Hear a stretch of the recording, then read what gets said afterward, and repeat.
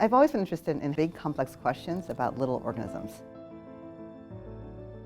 Most of us are used to thinking about wolves building territories together, or birds flocking, or honeybees.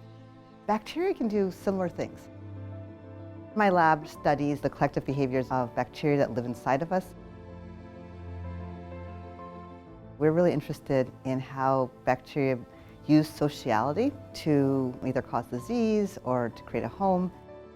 I think I'm a stereotypical science geek. When I was a kid, my parents would find me in the garage mixing together liquids I probably shouldn't have been doing. When I was in high school, I had the opportunity to work at the United States Army Medical Research Institute of Infectious Diseases. It was the chance to see viruses with your own naked eye, like, of course through a microscope, but then also see how what we were learning was helping outside of the lab. And after that, through grad school, postdoc, the same theme has come up over and over again, which is how do bacteria talk to each other and how do they work together to build these communities that can sometimes benefit us as humans, but can also cause damage.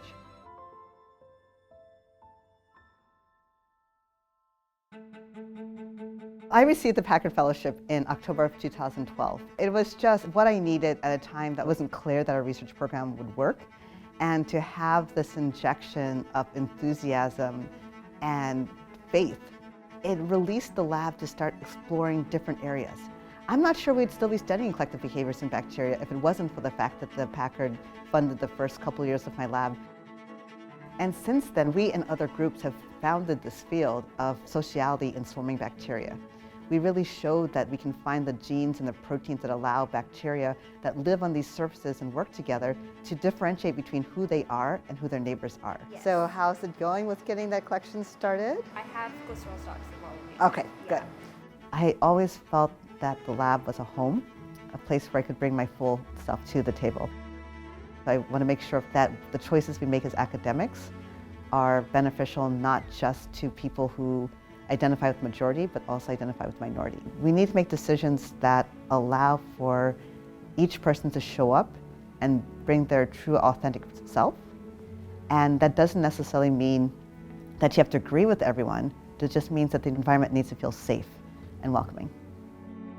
I think that science is still a guild field. Students learn from mirroring their mentors. And as mentors, our job is to try and be good representatives of how to do research and how to interact in the research field.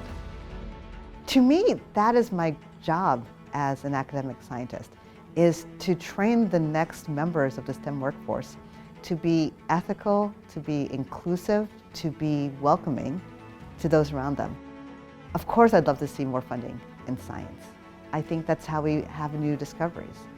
But at the end of the day, people have to live their lives and people need to feel seen. And I think that as scientists, we can provide that for people who have a passion for nature and biology.